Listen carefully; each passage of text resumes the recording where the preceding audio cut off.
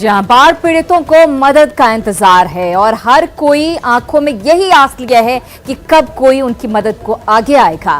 बाढ़ पीड़ितों के सामने पहले से खाने के लाले पड़े हैं और अब पेयजल की समस्या भी खड़ी हो गई है। मुजफ्फरपुर में बाढ़ से प्रभावित इलाकों में लगे अधिकतर चापाकल गंदा पानी दे रहे हैं। खासकर बागमती और लखनदेई के रंग बांध के अंदर जो गांव बसे हैं, वहां के चापाकल बाढ़ के पानी में पूरी तरह से डूब गए थे और पानी घटने के बाद चापाकल पानी से तो बाहर आ गए, लेकिन उनसे जो पानी अब निकल रहा है वो पीने के लायक नहीं।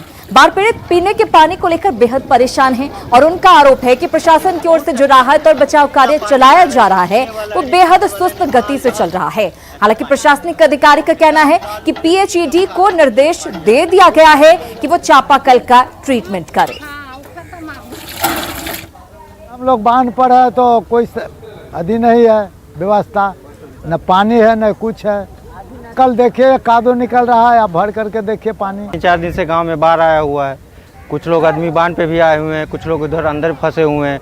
किसी तरीके का कोई सरकार की तरफ से ये नहीं हुआ है। फिर भी हम लोग चापाकल में पीएचईडी डिपार्टमेंट एवं हेल्थ डिपार्टमेंट से हेल्बोजन टैबलेट्स वगैरह डालेंगे और जहाँ पे भी ये शिकायत है सभी अंचल अधिकारी को ये निर्देश दिया जाएगा कि वहाँ पे व्यक्तिगत रूप से अभिरुचि लेकर के उन क्षेत्रों में पर्याप्त मात्रा में हेल्बोजन टैबलेट्स वितरित कर दूं।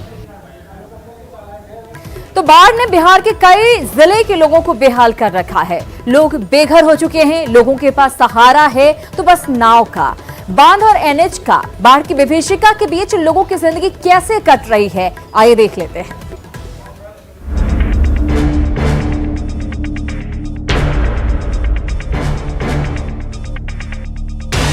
हर तरफ पानी, बीच में गांव और नाव का सहारा, यही कहानी है समस्तीपुर के बिथान की।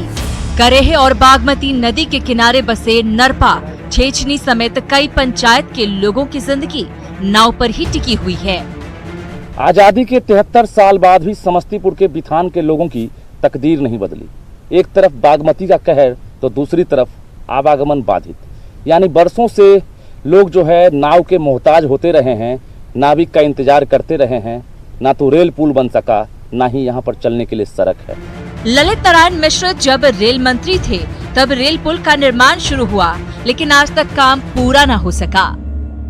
यही वो पुल है जो सिर्फ हाथी का दांत बनकर रह गया, काम तो हुआ नहीं। जो यूथ हैं, जो छोटे छोटे बच्चे हैं, वो अगर स्कूल भी जाते हैं, कॉलेज भी जाते हैं तो देखिए नाव पर साइकिल है और साइकिल पकड़कर वो खड़े हैं। यही रास्ता है, यही जो नदी है, यही एक रास्ता है। ये काजल है, 3 साल पहले नरपा छेछनी गांव में ब्याह कराई थी।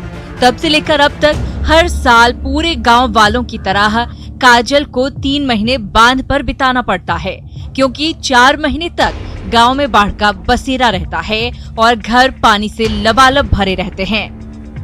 ये बताइए कि अभी आप लोग घर छोड़ दिए हैं? हाँ, अब घर छोड़ दिया है।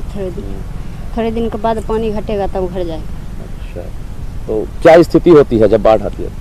कितनी बाढ़ जब आती है तो क्या स्थिति होती है? बहुत दिक्कत होता है। पानी आता है तो बहुत दिक्कत होता है।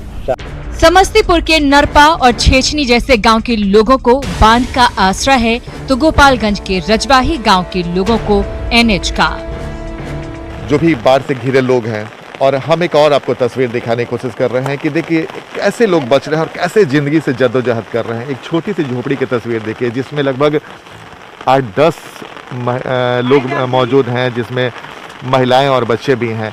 और इस छोटी सी झोपड़ी में कैसे और लगातार बारिश तेज हो रही है। हम आपको तस्वीर दिखाने की कोशिश कर रहे हैं कि बरसात बहुत तेज हो रही है।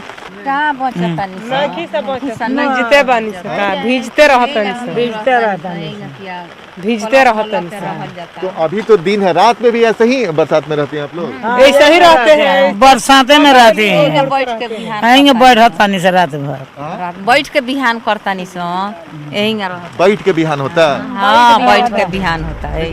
तो समस्तीपुर हो या गोपालगंज, बाढ़ ने लोगों का जीना मुहाल कर रखा है और शायद इनकी तकदीर में ही लिख दिया गया है हर साल बेघर होना, फिर 4 महीने बाद दोबारा घर को बसाना, इस इंतजार में कि शायद अगले साल ऐसी नौबत न आए। न्यूज़ 18 के लिए समस्तीपुर से रजनीश कुमार और गोपालगंज से आनंद अमृतराज की रिपोर्ट। गोपालगंज हो या समस्तीपुर, सब जगह का एक जैसा हाल है। ये शायद यहाँ के लोगों की नियति बन गई है, उन्हें बाढ़ का सामना करना पड़ता है। जरा कल्पना कीजिए अपना घर छोड़ना कितना दुखदाई होता है।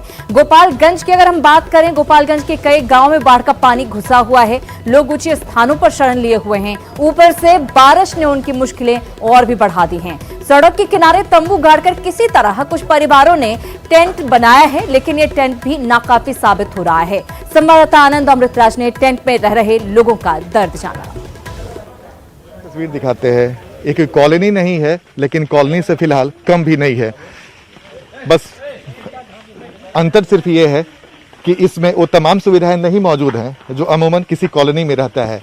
लेकिन मजबूरी देखिए इसके, ठीक दाहिनी ओर गंडक नदी और उसके बाद तटबंध, और तटबंध के ठीक ऊपर कई सारे आपको छोटे छोटे प्लास्टिक के टेंट बने दिखेंगे। और यही इनका आशियाना है, क्योंकि गंडक नदी के कुछ देबो करब लोगे ना दे पली बताई रहुआ कि यहाँ क्या है बनी, यहाँ बनल बजे एजा भिनते बन सा घरों पर फूस नहीं खे, वही से घरों पर फूस नहीं के चली ना दिखा दी हमरा मड़ैया, घरों टूट गइल बा हमरा मड़ैया पर। का नाम बराबर? हमार जगरनिया देवी। जगरनिया देवी नाराज हो गई हैं स्टार्ट ही में सवाल पूछने से, लेकिन इनके नाराजगी के पीछे जो सवाल है वो बहुत महत्वपूर्ण है कि क्या मिला हमें। घर में भी पानी घुस चुका है और इस वक्त देखिए ऐसे ऐसे प्लास्टिक के छोटे छोटे मकान बने हुए हैं।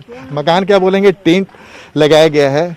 और क्या होता यहाँ का सब भीज गइल बा, उहे सरी आवत अनुकूल सामान। देखिए इस कॉलोनी की तस्वीर आपको दिखाते हैं। इस कॉलोनी में प्लास्टिक से किसी तरीके से चौकी पे कुछ सामान रखा हुआ है और इसी में गृहस्थी का सारा सामान है। एक बोरा बिछाया गया है, एक खटिया है, खटिया पे बोरा बिछाया गया है और इसी पर वो तो सब सामान बस यहीं लेके आ गई। हाँ, तो कैसे रहती हैं इसमें? कैसे रहते वहीं भीज के रहतन सन। तो आप समझिए इनकी तकलीफ समझिए।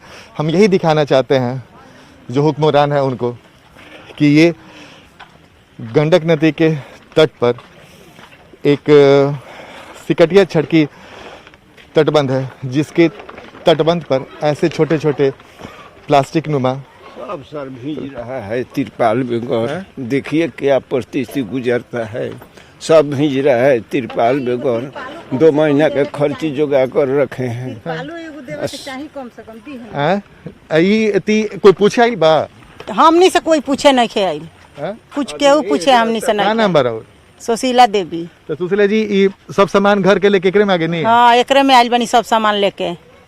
तो कैसे एकरा में रहे नहीं? और सब बाल बच्चा लोग सब कैसे रहेला? हई गिरा के यही में सुती लेसन, बैठी लेसन। यही मेरे बावे ओदे बाकस, चाउर, गेहूं सब चीज बा। मतलब एकरे पर खाना पीना रहना सोना सब? हाँ, सब यही पर बा, यही पर सब चीज बा।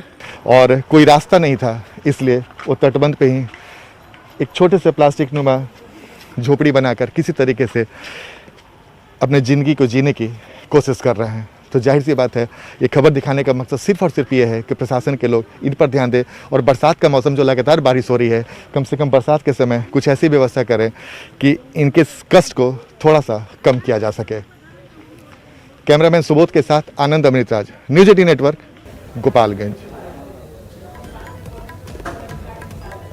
तो गंडक का किनारा है, आम दिन होता तो खूबसूरत नजारा होता, लेकिन अफसोस कि ऐसा नहीं है। मजबूरी में तिरपाल के नीचे गिरहस्ती बसाई गई है। चलिए आगे बढ़ते हैं। बिहार की बेबसी तो आपने देखी, अब राजधानी दिल्ली में बारिश की बदहाली देखिए। तस्वीरों को दिखाते हैं हम आपको, किस तरह की तस्वीरें सामने आई हैं दिल्ली से, राजधानी दिल्ली से। तस्वीरों को जरा गौर से देखिए। आप देखिए कि कैसे ये मकान भरभरा कर गिर पड़ा है। 10 सेकंड के अंदर ये मकान धराशायी हो गया। ये है बारिश का कहर। तस्वीर है राजधानी दिल्ली की, देखिए 10 सेकंड के अंदर कैसे ये मकान जमीन दोस्त हो गया। वाकया है दिल्ली के दिल ITO के पास के अन्ना कॉलोनी का, जहां नाले के पास बने करीब 10 मकानों पर बारिश कहर बनकर टूटी। इस हादसे में किसी को नुकसान तो नहीं पहुंचा, लेकिन पीड़ित परिवार का पूरा सामान बारिश में बह गया है। ये आप देख सकते हैं तस्वीरें, राजधानी दिल्ली की तस्वीरें।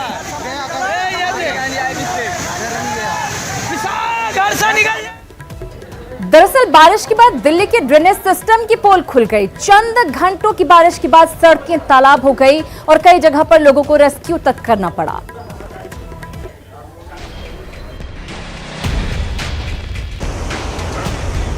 दिल्ली में रविवार का सूरज बादल लेकर आया। बादल गरजे भी और बरसे भी।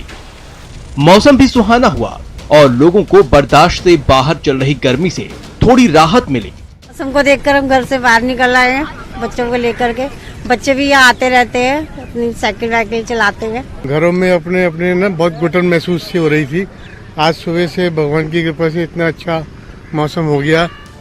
लेकिन चंद घंटों की इस बारिश से दिल्ली का ड्रेनेज सिस्टम फेल हो गया और सड़कों पर पानी भरने लगा। दिल्ली के मिंटो रोड का, ये दिल्ली का मिंटो रोड है जो कि सीधा आपको नई दिल्ली रेलवे स्टेशन की तरफ ले जाएगा। यहाँ पे जो बस है वो पूरी तरीके से ब्रिज के नीचे डूब चुकी है। जी हाँ, मिंटो रोड पर नई दिल्ली रेलवे स्टेशन जाने वाला ये अंडरपास पानी से लबालब हो गया। इसमें एक डीटीसी बस और ऑटो डूब गया। बमुश्किल बस और ऑटो में सवार लोगों को निकाला गया। हो गई पब्लिक को आने जाने में। बस भी डूब चुकी है, 2 ऑटो आ रहे थे वो भी डूब चुके अंदर। 3 लोगों को निकाला गया था, डीटीसी के थे और ऑटो वाले थे। मिंटो रोड की ही तरह दिल्ली के दूसरे इलाकों में सड़कें तालाब हो गई। ये तस्वीरें जनपथ, फिरोज शाह, ITO, हनुमान रोड और तीन मूर्ति रोड की हैं। ये तस्वीरें कीर्ति नगर, जंतर मंतर, प्रेम बरी अंडरपास, मिंटो रोड और राजपथ की हैं। 1 घंटा हो गया मेरे को। 1 घंटा हो गया। गाड़ी आपकी क्या हो गई? पानी में डूब गए वो। 8:30 बजे से फंसा हुआ यहाँ पे। हाँ, पानी में डूबी, एकदम बंद हो गई। फिर वो बैटरी डाउन हो गई तो बैक यहाँ पे लाए धक्का मार के। मौसम विभाग की माने तो दिल्ली आसपास में अगले 2 दिन हल्की सी मध्यम बारिश होने का अनुमान है। ऐसे में लोगों को गर्मी से राहत तो मिलेगी, लेकिन जगह जगह जलभराव का सामना भी करना पड़ेगा। Bureau report, news 18 network. यकीन नहीं होता कि यही देश का दिल है, यही राजधानी दिल्ली है, लेकिन यही सच है। चलिए कुछ ही पलों का इंतजार कीजिए, फौरन हाजिर हो रहे हैं, कहीं मत जाइए।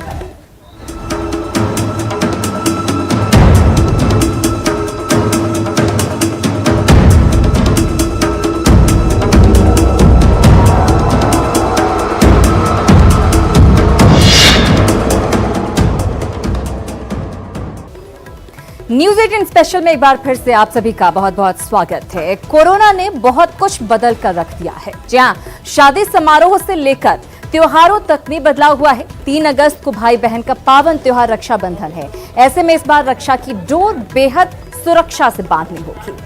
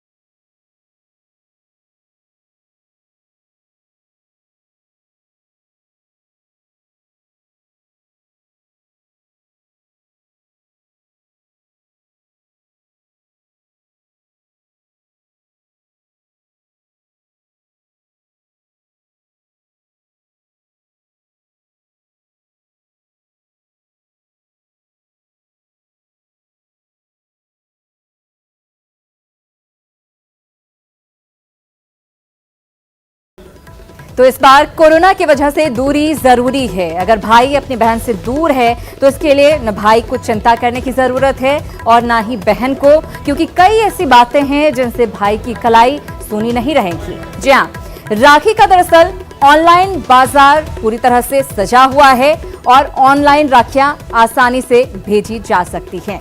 कोरोना के कहर को लेकर जो है दिक्कतें आ रही हैं, लेकिन कई तरह के ऑप्शंस सामने हैं। राखी का ऑनलाइन बाजार पूरी तरह से सजा है। कोरोना को लेकर ऑनलाइन खरीदारी हो रही है। ई कॉमर्स कंपनियों पर दबाव है। डाक विभाग पूरी तरह से तैयार है। इसके साथ ही राखी भेजने के लिए कुरियर भी एक ऑप्शन है। इसलिए ना तो बहनें चिंता करें ना भाई, क्योंकि कोरोना में दूरी जरूरी है। इस साल राखी का त्योहार कोरोना महामारी के बीच ही मनाया जाना है। ट्रांसपोर्ट के साधन कम होने और कोरोना के डर से जो जहां है वो वहीं पर फंसा हुआ है। ऐसे में ज्यादातर बहनें अपने भाई को राखी बांधने घर नहीं जा रही, बल्कि राखी डाकघर के माध्यम से भेज रही हैं।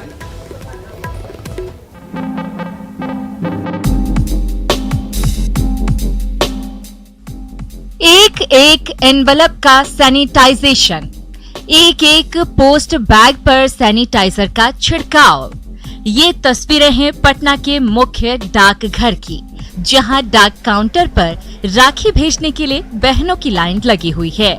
बहनों को उम्मीद है कि उनकी राखियां उनके भाइयों तक सुरक्षित और रक्षाबंधन से पहले पहुंच जाएंगी।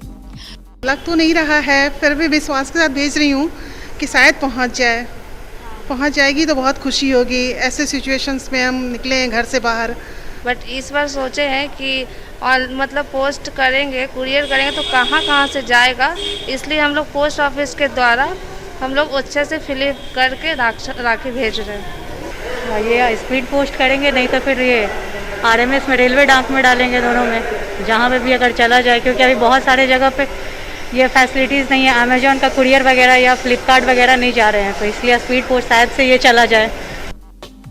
कोरोना महामारी के बीच राखियों की डिलीवरी में कोई रुकावट न आए, इसके लिए विभाग अभी से राखियों की डिलीवरी में जुट गया है।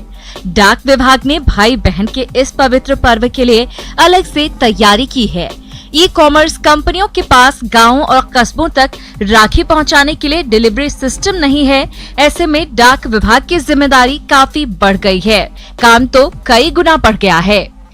हमने अपने डाकिया को सारी चीज़ें प्रोवाइड कर रखे हैं, जैसे ग्लव्स दे रखा है, मास्क दिया हुआ है, सैनिटाइजर दिया हुआ है, बहुत सारी जगहों पे ऑटोमेटिक सैनिटाइजर मशीन लगी हुई है। ये सारी सुविधाएं जो है हम दे रहे हैं। और कोरोना के चलते कई देशों में हवाई यात्रा पर रोक है।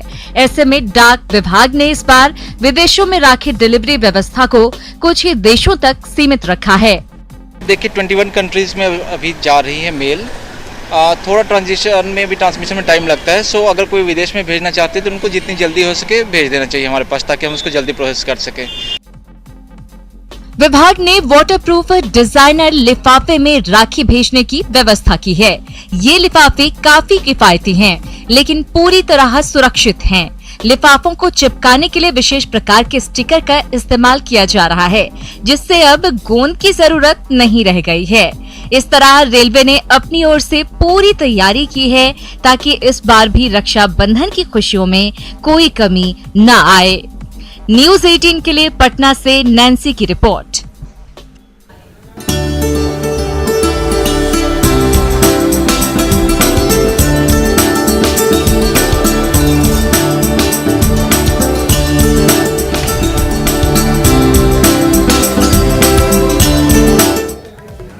और इसी के साथ इस बुलेटिन में फिलहाल इतना ही, लेकिन न्यूज़ 18 बिहार झारखंड पर खबरों का सिलसिला लगातार जारी है।